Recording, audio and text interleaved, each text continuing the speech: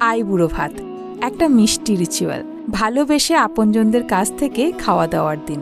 এই রিচুয়ালের আলাদা মিনিং থাকলেও আমার কাছে এটাকে মনে হয় যে বিয়ের পর নতুন জীবন শুরু করার আগে প্রিয়জনেরা এই রকম আয়োজনের মাধ্যমে জানান দেয় যে তোমার নতুন জার্নিতে আমরা আছি, আমাদের ভালোবাসা আছে।